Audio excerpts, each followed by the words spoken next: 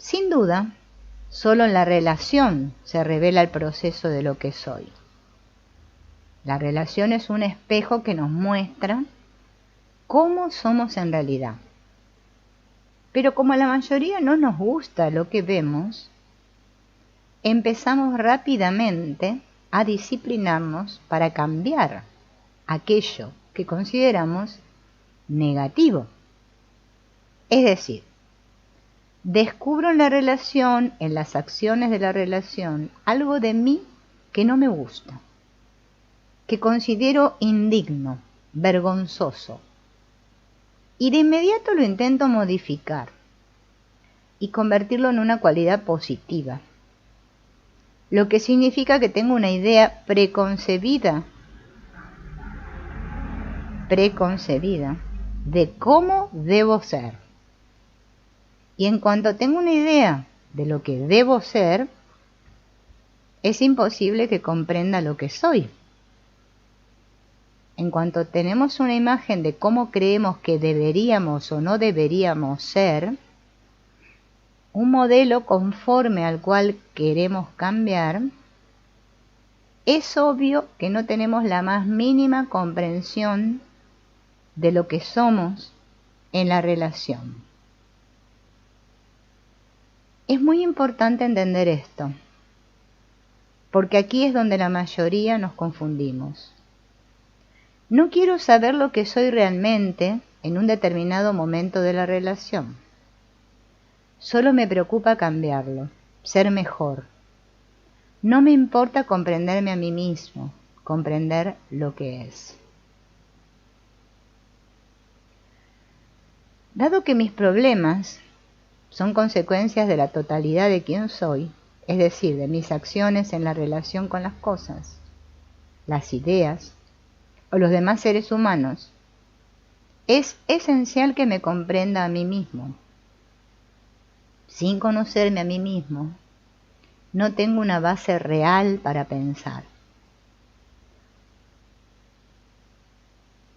Inevitablemente, el dolor forma parte de las relaciones, como nos demuestra el vivir de cada día. Y es así, ¿no? Todas las relaciones implican dolor. Si en la relación no hay tensión de ninguna clase, deja de ser una relación y se convierte en un cómodo estado de sopor, un narcótico, que es lo que la mayoría preferimos y queremos. Y entre ese deseo de comodidad y los hechos surge el conflicto entre la ilusión y la realidad. Si reconocemos la ilusión como tal y la desechamos, podemos dedicar toda nuestra atención a comprender la relación. Pero si lo que buscamos es seguridad, no haremos sino alimentar una relación ilusoria, puesto que la grandeza de la relación está precisamente en su inseguridad. Al buscar seguridad en ella, le impedimos cumplir su propósito, que traerá consigo su particular vaivén de venturas y desventuras. El sentido de la relación es, sin duda, revelar en su totalidad el estado de nuestro ser. La relación es un proceso de autorrevelación en el que descubrirme a mí mismo. Ahora bien, esta autorrevelación es difícil de afrontar. Me obliga a hacer ajustes constantes, a desarrollar flexibilidad mental y emocional. Es un doloroso forcejeo con períodos de paz luminosa. Como la mayoría buscamos en la relación una seguridad exenta de riesgos, evitamos las tensiones o las dejamos de lado rápidamente. Preferimos la tranquilidad y la comodidad de una dependencia satisfactoria, un anclaje en que sentirnos a salvo, y así la familia y otras relaciones se convierten en un refugio, el refugio de la inconsciencia. Cuando la inseguridad penetra furtivamente en la dependencia establecida, como tarde o temprano ha de ocurrir, abandonamos esa relación y la reemplazamos por una nueva, con la esperanza de encontrar esta vez una seguridad perdurable. Pero en una relación no puede haber seguridad y la dependencia solo engendra miedo. Sin comprender ese proceso de búsqueda de seguridad y el miedo que la acompaña, la relación se convierte en una atadura que nos impide ser, en una vía de ignorancia. Entonces la existencia entera es lucha y dolor, y no hay otra forma de salir de ello que con la claridad de pensamiento que emana de conocerme a mí mismo. Sabemos que en la actualidad nuestras relaciones son un constante enfrentamiento, forcejeo y angustia, o puro hábito. Si somos capaces de comprender plena, completamente la relación con un ser humano en particular, entonces quizás tengamos la posibilidad de comprender la relación con los seres humanos a gran escala. Si no comprendo mi relación con el único individuo, es imposible que comprenda mi relación con los individuos de la humanidad. Si mi relación con un determinado individuo está basada en la satisfacción de mis necesidades, en la gratificación, mi relación con la sociedad va a ser lo mismo. ¿Es posible vivir tanto en la relación con un solo individuo como con la sociedad sin exigir nada? Esa es sin duda la cuestión. Si utilizo la relación, solo como un medio para satisfacer mis deseos, una vía de escape, una distracción, no me puedo conocer a mí mismo en la relación. Y sin embargo es en el proceso de la relación donde se revela quién soy, donde me puedo descubrir, conocer. Siempre que esté dispuesto a investigar con seriedad la relación y a exponerme a ella. Porque al fin y al cabo no puedo vivir sin relacionarme. El problema es que solo queremos utilizar la relación para adormecernos, para que se nos complazca, para hacer algo. Vemos por lo tanto que la relación, si se lo permitimos, puede ser un proceso autorrevelador, pero como no se lo permitimos, acaba siendo una mera actividad gratificante.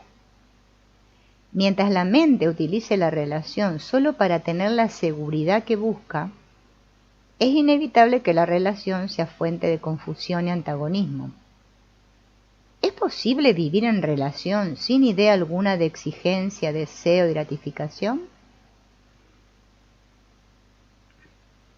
Cuando la relación es solo una idea, un pensamiento, hay conflicto, no hay amor.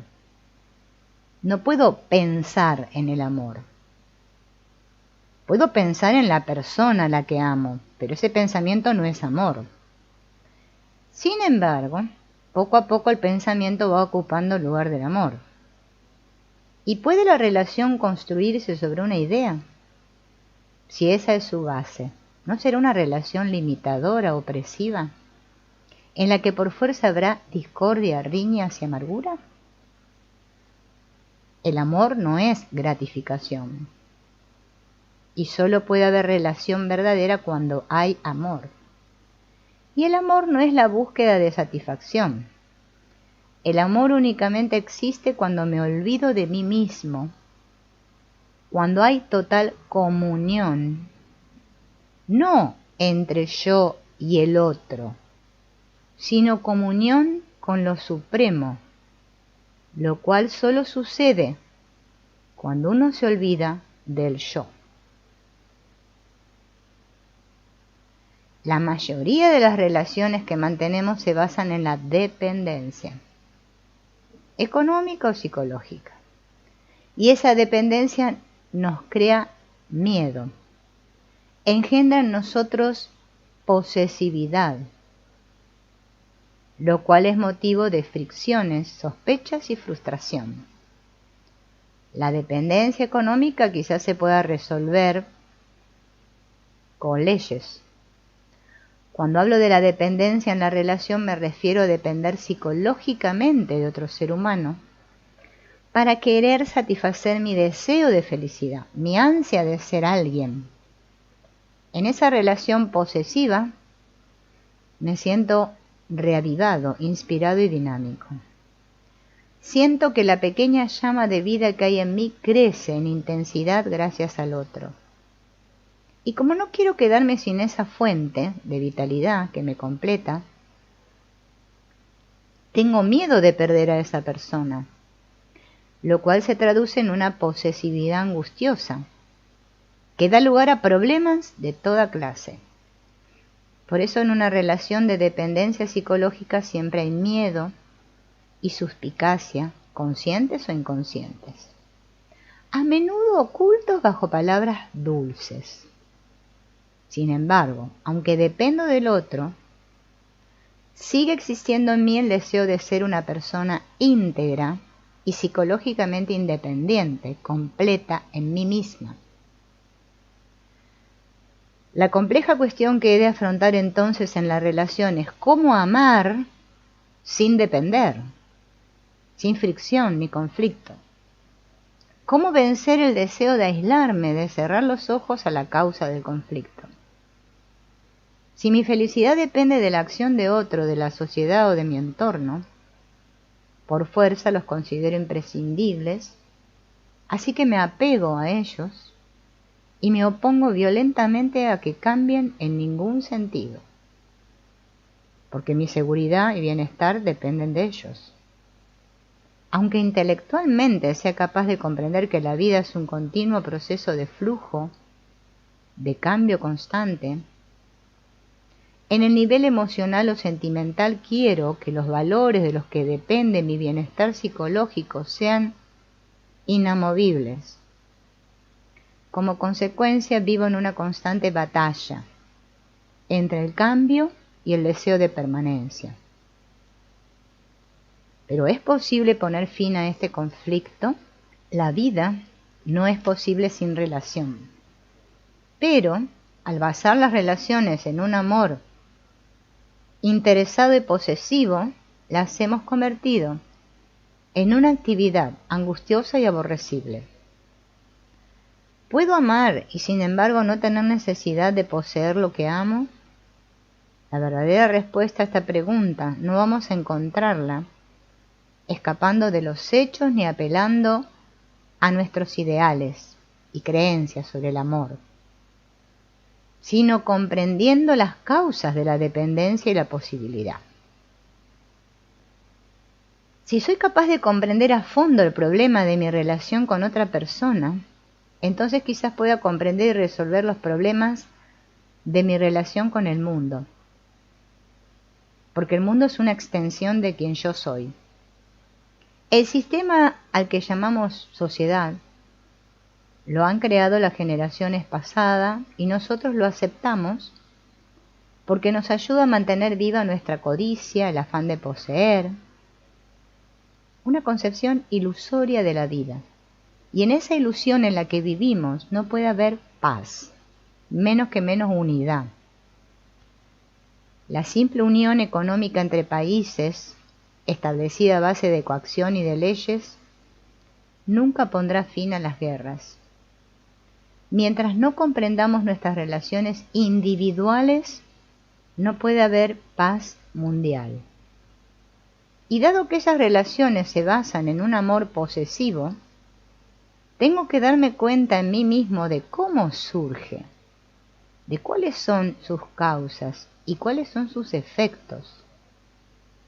Si soy intensamente consciente del proceso de esa posesividad y de la violencia, el miedo y las reacciones que provoca, nace de ello una comprensión completa, total. Solo esa comprensión libera al pensamiento de la dependencia y de la necesidad de poseer. Es dentro de mí donde puedo descubrir la armonía desde la que relacionarme. No puedo encontrarla en el otro ni en nada de lo que me rodea. La principal causa de fricciones en la relación soy yo. Ese yo que es el centro donde confluyen y se unifican todos mis deseos. Y si de una vez por todas me doy cuenta de que lo más importante no es cómo actúa el otro, sino cómo actúo yo, cómo reacciono, si comprendo con todo detalle hasta lo más hondo la acción y reacción que salen de mí, entonces la relación experimenta un cambio radical.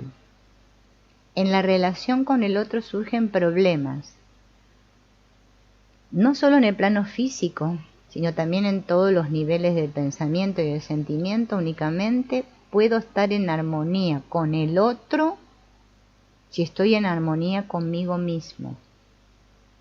Lo fundamental es la relación conmigo mismo y darme cuenta y tener presente que el causante de los problemas no es el otro, sino yo, lo cual no significa que deba aislarme para evitar provocarlos, sino que debo comprender en mí la causa del conflicto y del sufrimiento. Mientras nuestro bienestar psicológico, ya sea intelectual o emocional, dependa de otros, esa dependencia nos causará miedo y por lo tanto sufrimiento. Si hay apego, no hay amor.